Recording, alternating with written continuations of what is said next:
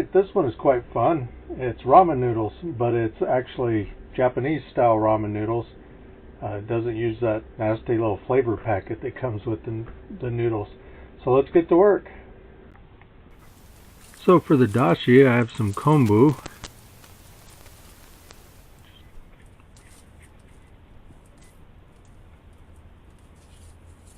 I just check that for any dirt or anything. Don't brush off the white. We're going to be using this dashi for the leftover of the dashi for other things down the road here. The chicken back I had in my freezer. And the bones from the Cornish game hens I cooked off and smoked the day before. I'm going to roast those in my toaster oven. I've got some portobello mushroom stems also from my freezer.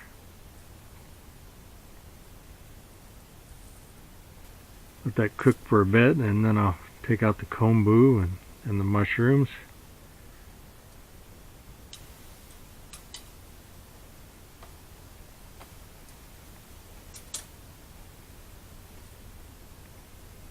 Use my spider to dig the mushrooms out. Both of these can be used after they're used to make the dashi. I'm going to turn the mushrooms into some spice powder. My roasted chicken bones, so they'll just go in.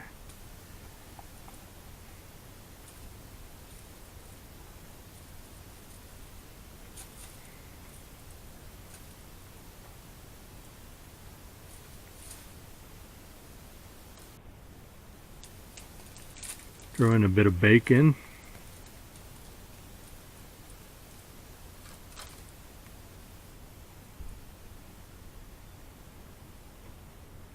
That'll just help add to the nice smoky flavor.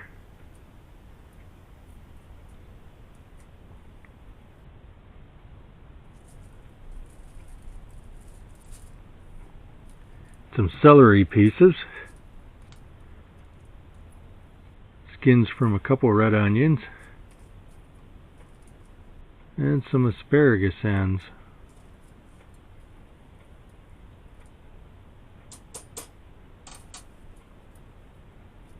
And some bean sprouts. I just chopped up the mushroom pieces and I'm going to toast those off and dry them in my toaster oven. Slice up the kombu, use it either in the ramen noodles to add some texture or put it with a nice vinaigrette on some salad. There again for texture. Juice a lime in there.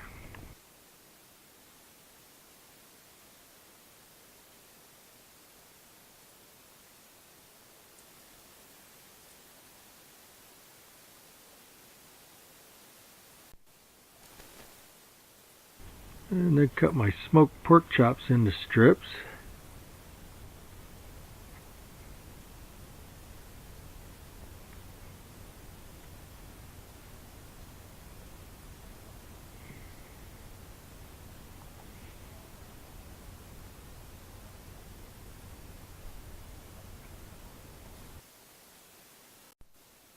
And then I'll do the same with the game hen meat.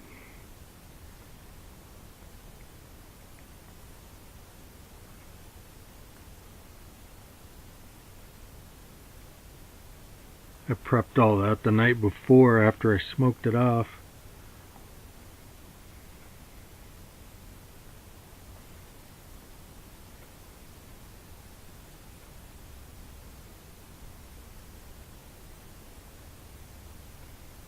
I'm going to hit that with a little of my Asian seasoning.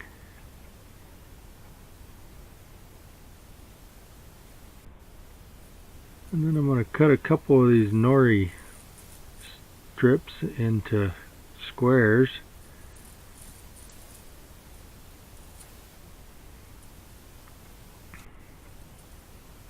Here's my meats ready to go in the toaster oven.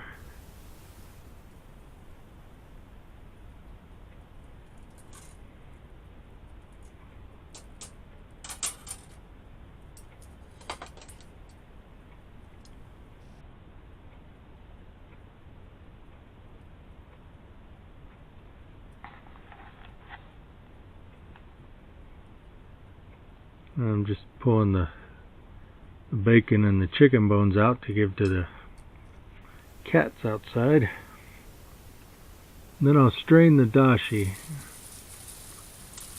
Took me several bowls to get this in.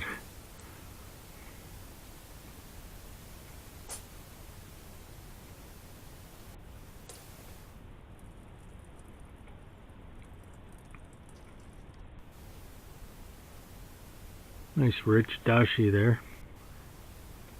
Then I'm just going to restrain it to get all the little bits out.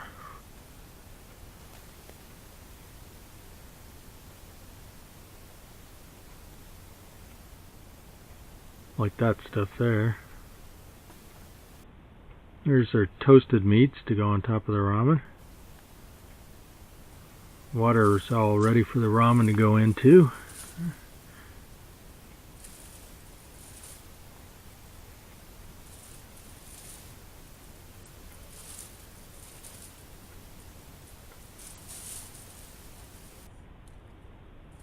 And then I'll drain them. Thought I was going to lose those, didn't you?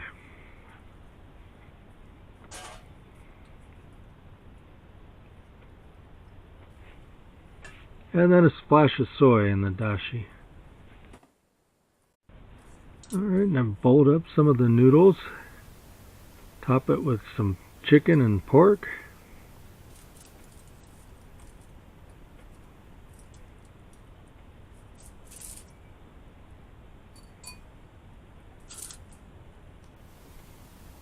I'll just toast the sushi nori quickly over the flame there.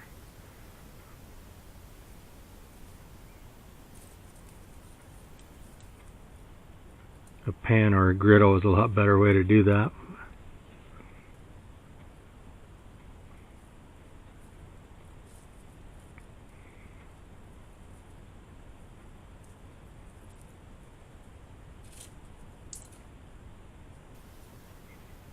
I'll put one of the game hen legs in the bowl.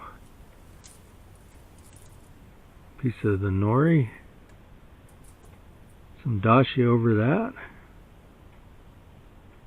And it's dinner time.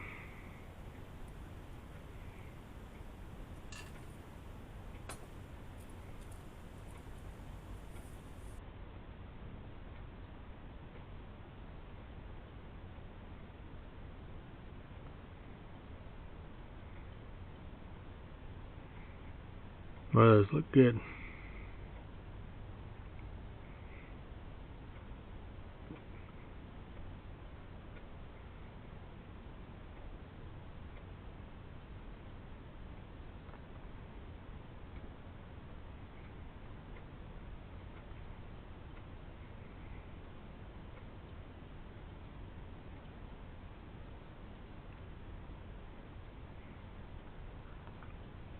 And this is the leftover dashi chilled so that I can scrape the fat off.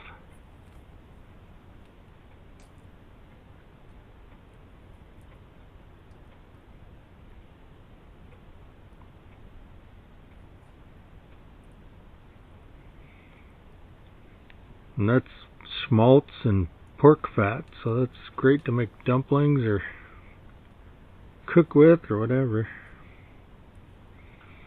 I'm going to be using this dashi in a couple other dishes here in some following episodes. Sure to drain all the leftover stock back in there. And that's the dried mushroom pieces after they've been toasted and then ground in my spice grinder. I'll just use those to season with. Okay, so that's the ramen noodles. Couple of things with that. I had cooked out the night before, so I had done some game hens, and I had prepped those the night before, so I had the bones separated and I had the meat to one side. I had also cooked some pork chops, and I used that in the dish too. Kombu, which is just dried seaweed, is easy to find online and relatively inexpensive. With that, don't brush the white that you see on the dried kombu. Don't brush that off. That's a lot of flavor right there. The chicken back is also something I had set aside in the freezer to work with, and then I just threw in whatever veggie pieces I had. Kombu is also one of the key ingredients to Japanese dashi, which also includes normally bonito, which is dried tuna and shaved into flakes. I opted to go with a bacon dashi and hitting it with chicken to also help increase the flavor in the stock there. Well, I hope you liked that one. Until next time, thanks for watching.